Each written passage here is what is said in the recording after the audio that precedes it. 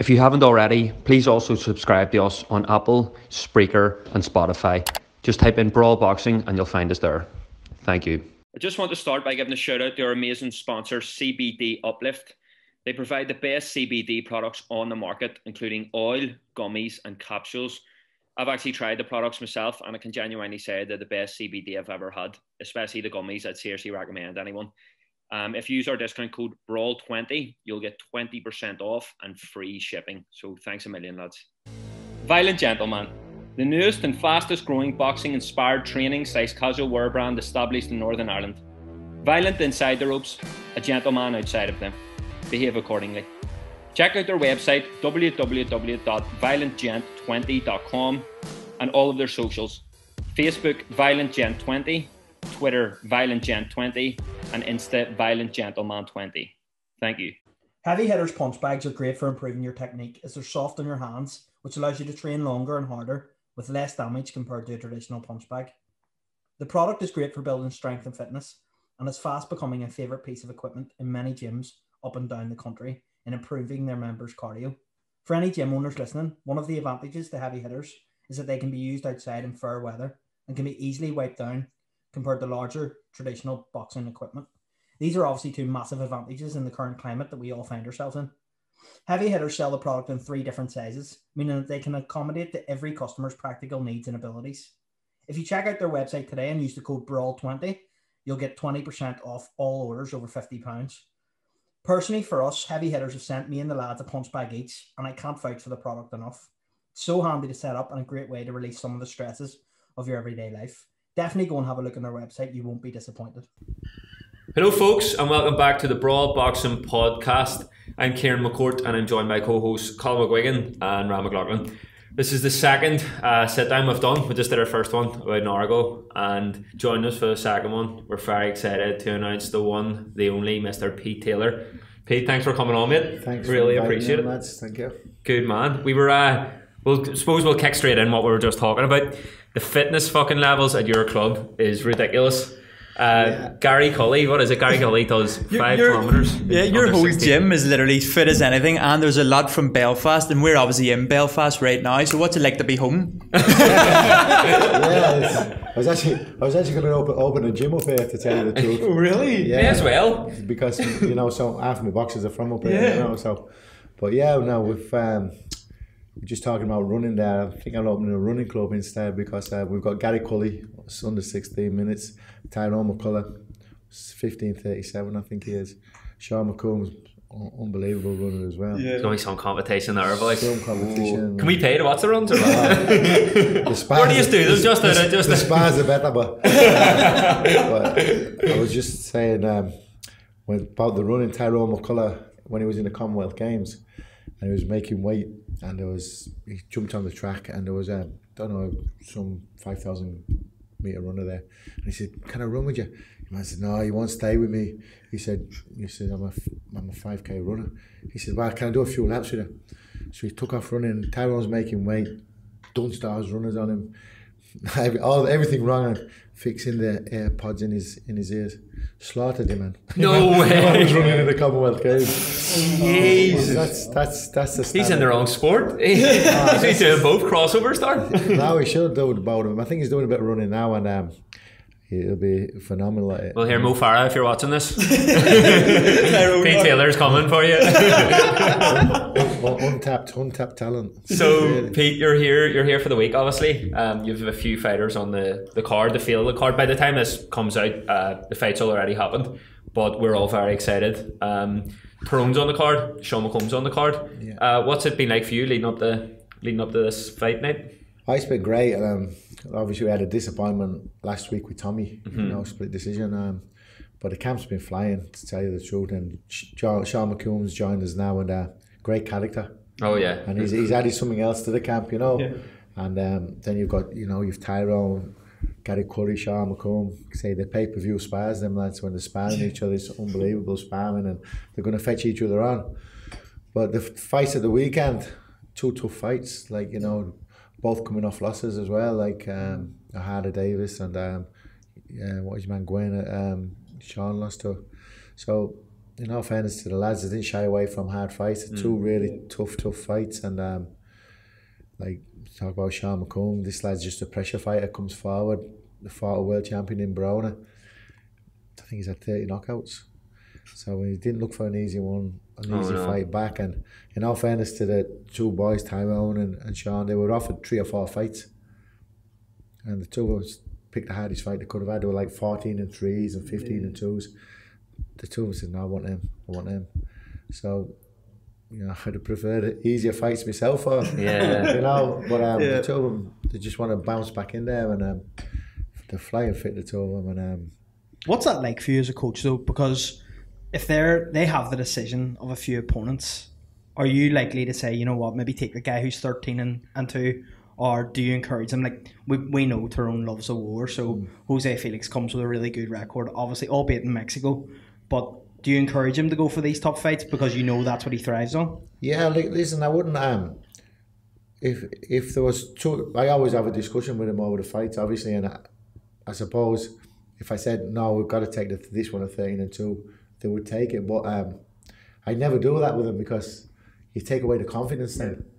So like I say, if whoever they pick, I'm happy, you know, and I'm delighted. I'm delighted that they pick the hardest fights they can have as well, because it shows the mentality. But you know, it's so many people in boxing, they're looking for the easy fights all the time, and they never go for the hard fights, you know. So these lads, they're going to show what condition they're in and the heart, and they're the lads you want to be training. They want to fight the best that's out there, you know. You touched on it there. Like we actually spoke about it earlier.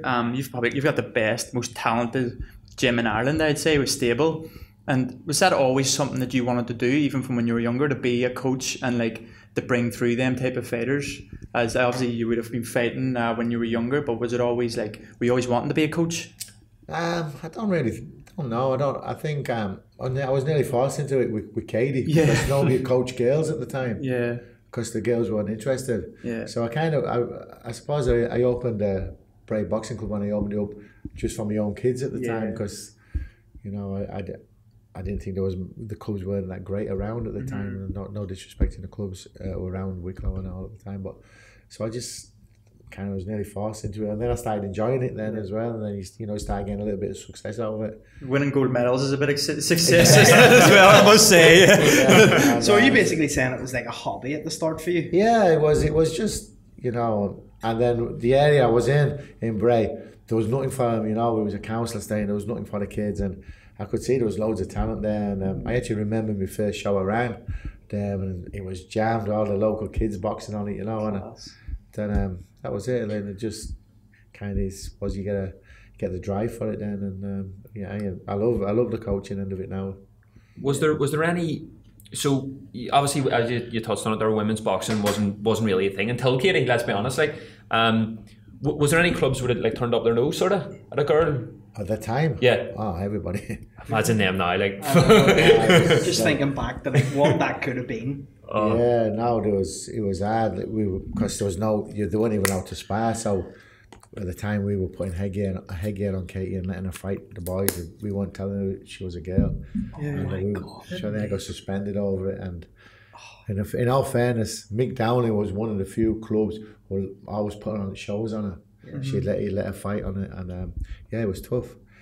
They're all kicking themselves now. They're all saying, we're part of it now. But at the time, it was even the same with the high performance and trying to get international fights. It was a nightmare. You know, you would be paying for them out of your own pocket. You couldn't get fights for, you know, and crazy. Like, well, even Eddie Hearn, wasn't he? Eddie Hearn used to be sort of not anti-women's boxing, but he always sort of wasn't about it until Katie, really. Yeah, he had no interest in it, you know. Yeah. And then, I mean, I think she's led the way now for the amateurs. Like, I don't think there would be women's boxing in the Olympics if it wasn't because she was standing out. And I think the same now is with the professional boxing. Everybody wants to fight Katie because it's like Canelo. They'll all get the money if they fight her, you know. And he's making way for everybody else, which is great as well. He's opening doors for all the other girls, you know, likes of Kelly Harrington and Michaela Walsh and all them girls. They wouldn't be where they were if it wasn't for the groundwork Kate had put in there. Do you think it almost helped in a way that Katie was fighting boys at that time? Because if she was fighting the girls, maybe it wasn't the level of opponent that she needed because she was so good. I actually think, and I'm going to get crucified for this, but I said it before, I think the standard of women's boxing is going a little bit down now in the amateur boxing because they've got girls teams now. Yeah. So the girls are sparring girls. Yeah. But it was Kate when she was in the high performance, she had to spar Paddy Barnes, Michael Conlon, and Carl Frampton. Yeah. And them, like, in all fairness to Michael, who is on this show, he used to come down to Bray just to spar Katie. Yeah. He used to get and Carl Frampton, Kate was getting ready for the World Championships in India. He was getting the train down from Belfast. I can't thank them lads enough. They used to travel down to Bray for the spars. Incredible. Paddy as well. She used to love sparring them lads, and they used to be full blown spars. You've probably seen a few of them on YouTube. And Paddy, and so I think that's why she was above everybody else at the time, you know, because all she was doing was sparring boys. But now all they get these, it's like girls football. I think years ago she was playing football for Ireland, Katie did, and the girls were brilliant. All the girls were brilliant, but now it's these girls' leagues now, and you're only as good as the best girl. Whereas when you're training with the lads, you're trying to be as good as the best lad. I know, probably sounds a bit discriminating, but I do think that if the girls train with the boys, they'll always. I think it's a fair comment, to be honest, because you can't really.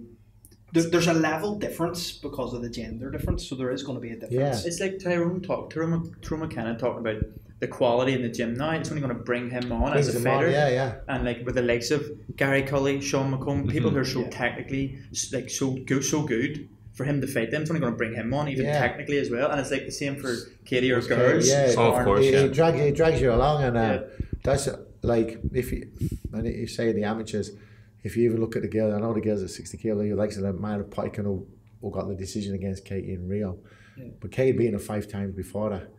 Now she's 40 now, but she's still there. Yeah. Like before that, she wouldn't have been getting a look in that 60 kilo weight, you know. She'd never won a medal up till then, you know.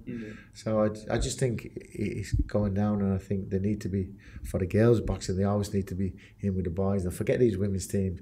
If they're a boxer, they're a boxer. Throw them in with the lads, and if they're good enough, the cream always rises to the top. 100%. You know, that's my attitude to female sport. You know, what's it like? Finally, because I know you probably get asked about Katie loads, so I don't want to, no problem. you know. But what's it like?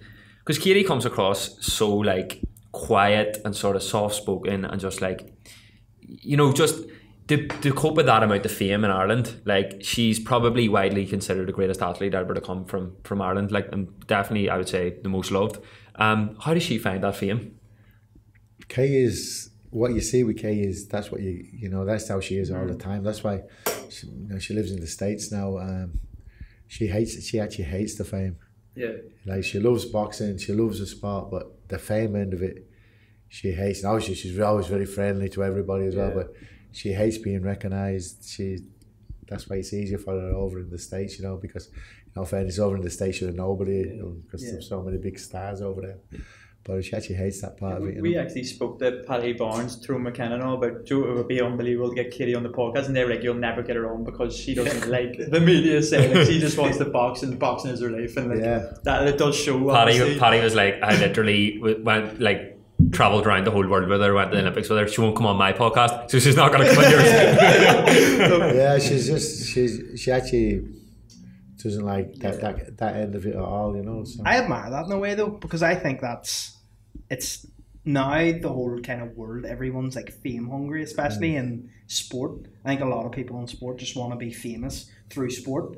So it's kind of like humbling in a way that it's very endearing, definitely. There's so many Instagram boxes in there. Exactly. And then when you look at it, Conor McGregor wannabes in Ireland everywhere now too. And there's someone who's actually so good but just doesn't care about the fame side of it, but just is the best. That's the best. There's no one else like that, really. That's why. Well, that is why she's so loved. Like, there's no Marmite when it comes to Katie Taylor. Do you know what I mean? There's Marmite when it comes to a lot of athletes all around the world, but Katie, it's just like loved. Saying no Marmite. Obviously, like boxers have like their ambitions of what they want to. Do you see as coaches, like, because we've obviously spoken to a few coaches. As coaches, is there an ambition? Is there something that you think that you want to get to before like you retire from coaching people?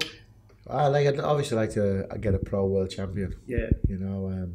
You have plenty in your ranks at the minute that are tip for that. Like, so I thought I was a little bit disappointed on Saturday because if Tommy had beaten William Smith, then he has a world title shot, you know. Yeah. And Tommy's got the talent to beat anyone, but you know, it just didn't happen for him on the day. We've had one world title shot with Luke, you know, but it just didn't work out for us. But I think with Tyrone, Sean, and Gary Cully, we're definitely going to get a world champion out of one of them lads, you know.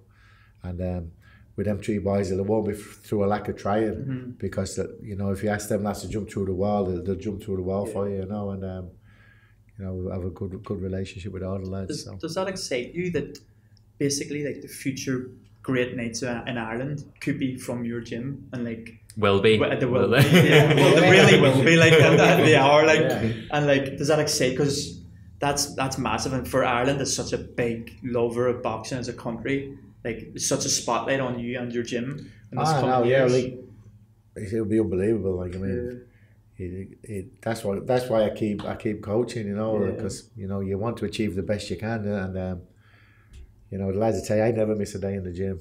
Like I should be super fit, but I never miss a day there, and you know, I love it. Like, you know, it's your job. I mean, what a job! You know, it's a great job, and you know, I couldn't pick a better job. There'll be a statue of you in Belfast if you can get us a few world champions. Get one up at Stormont. We need the gym out there first as well. You touched on it at the start, getting the gym up. So is that a possibility?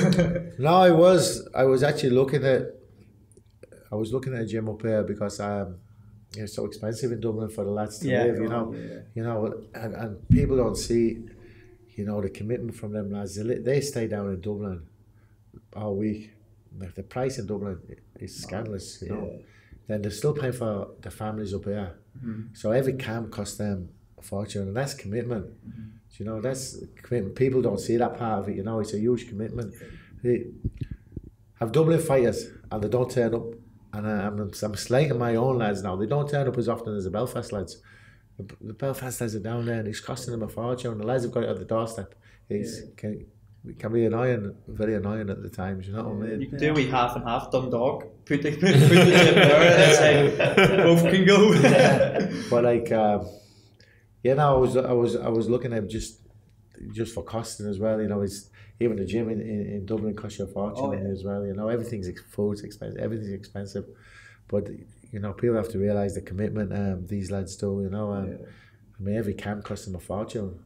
You know, you're paying for 2 hours, you're paying for your house up here in Belfast, and they're all in hotels down in people really don't see that side of boxing though, and they all just see the flesh side of it. These guys have so much money. But the down, it's only 1% of boxers that have that money. Exactly. And the lads, what the lads make on these, like it's well over 50% has gone on the training camp and the cost, and the people tax then as well. And tax, like it's actually scandalous. They don't get paid enough, and everyone thinks, oh, it's great, they get paid to box. And you know as well, like see trying to. This is actually something that me and Ram were talking about the other day, is that see to manage your money as a boxer, it's very difficult. For people in general to manage their money is hard, but as a boxer, to have to feed your family in terms of you're not getting paid until the end of your fight. That's, by the way, it's not for another 3 months' time. No one teaches them. There's no one out there like doing a seminar on, by the way, you have to do this and help these guys to how to do it. There's so many boxers that end up going just...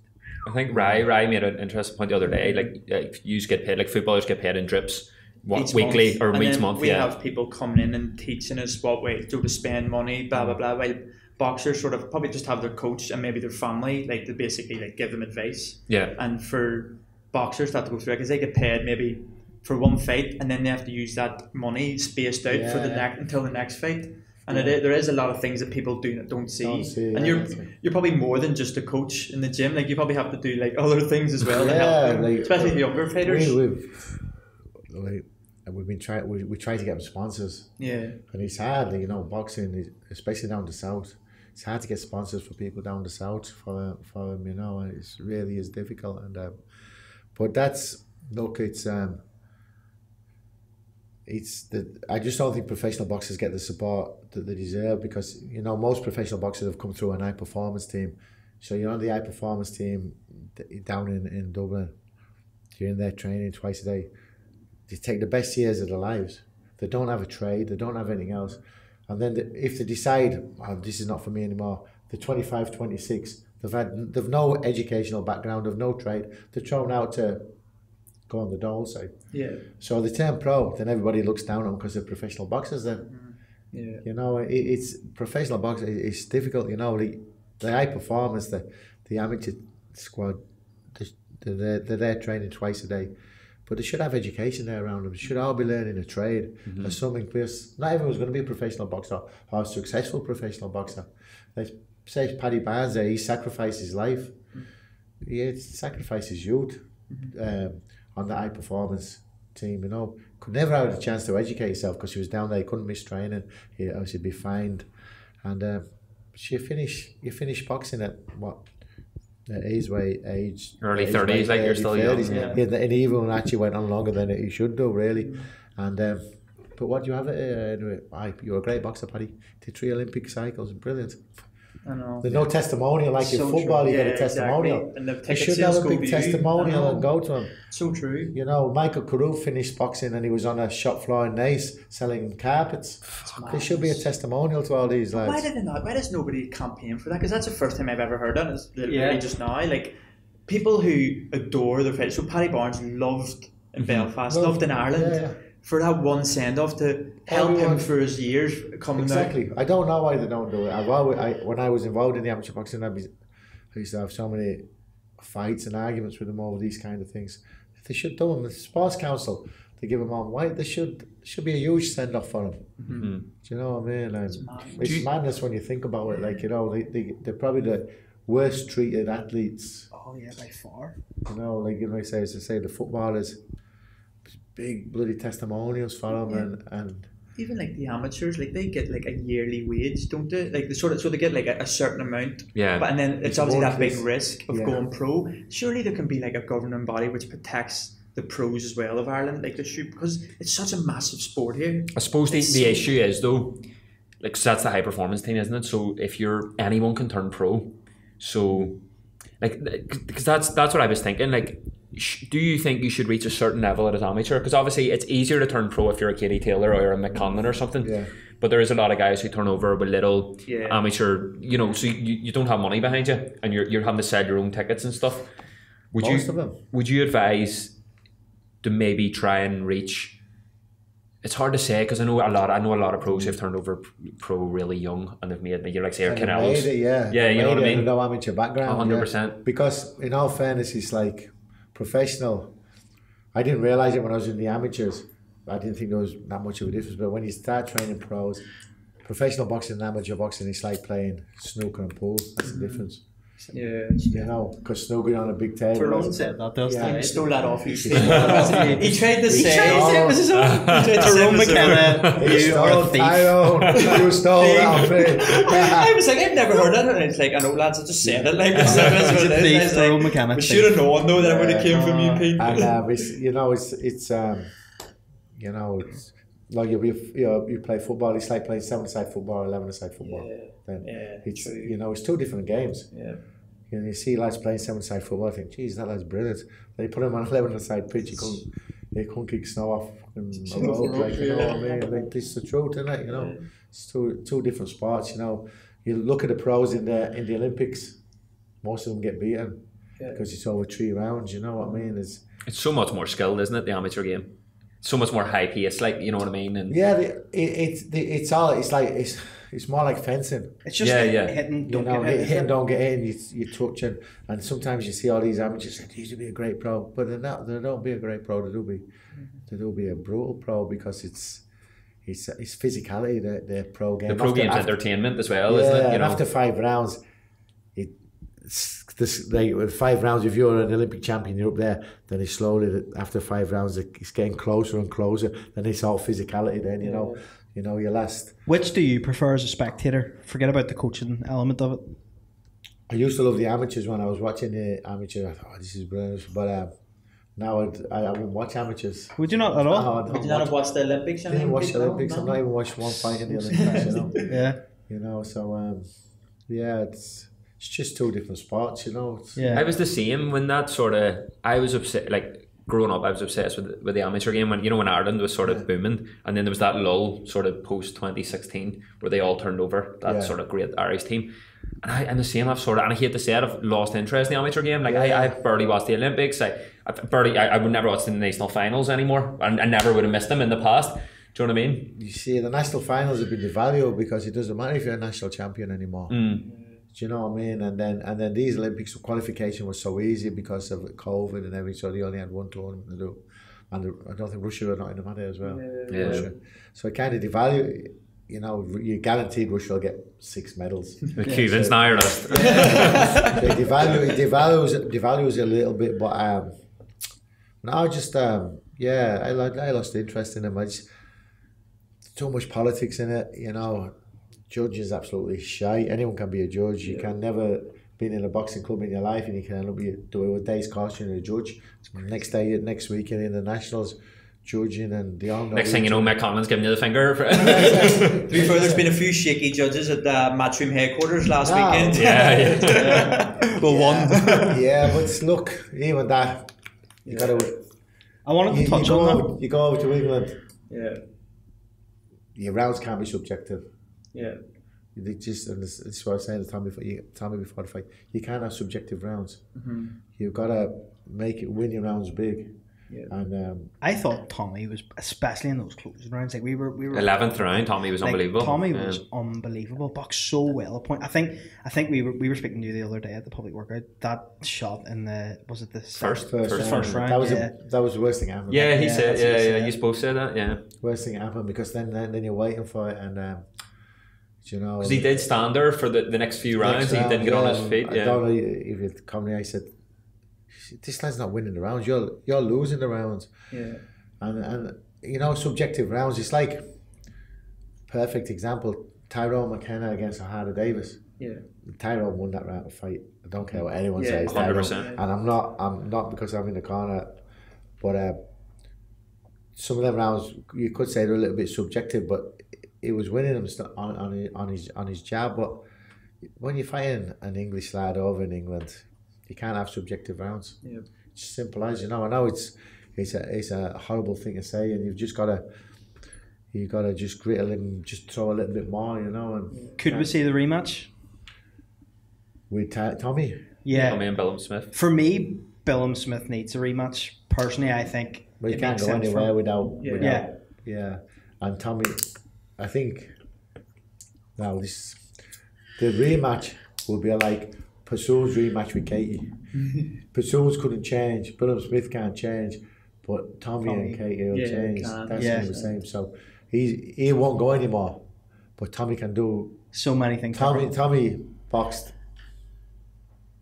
and he knows I was disappointed with him. And he boxed at 50% of what he can do. Yeah. Billum Smith boxed 100% of what he can do, and he still was lucky to sneak it. You know could what I see mean? it in the face as well when the judge had them both standing there, or the referee had them both stand there at the end. You could see the heart in Chris Billum Smith wasn't there, that he thought he was going to win. Yeah. Do you know what I mean? It was more of it looked like an act, and then after you could see him when he was saying, "Oh, Tommy wouldn't want the rematch, so just trying to forget about it and move on," because would be a disaster for them. But if Eddie Hearn's pushing for it, and for the public, people don't want to see him move on because you want that fight rectified. You need it. Like he was saying after, and like we had Chris on, he was lovely. But like he was saying after an interview, I don't know if Tommy would want the rematch, and you were thinking, Tommy you know what I mean? Like Andy Lee said in the commentary, as soon as Tommy had a spring in his step, like it bounced, I just couldn't live with him.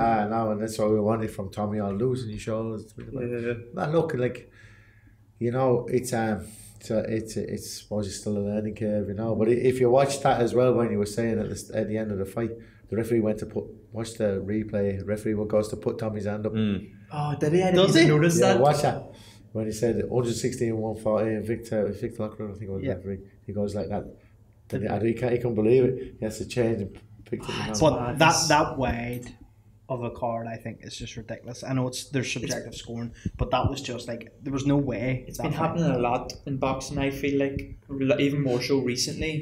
And I think when you've seen, even obviously I've got a lot of people in Ireland who love boxing, but a lot of people I know in England were all saying Tommy won. So obviously you can say, listen to your friends back home who like Tommy or will be favourable towards him, but even the English were all favourable towards Tommy, and it's like, it's a kick in the teeth, because it's like, Tommy should have won, and then you can just go on to pastures new, like bigger 100%. and better things. But it's like he has to fight him again. But the confidence is there that he was only at 50%, that he can easily. Yeah, he could easily step over. When we seen him in Balmoral yesterday, it was great to see. He was in great spirits. Yeah. Like, I feel bad for Big Mark Dunlap more so. Someone needs to check his blood pressure. He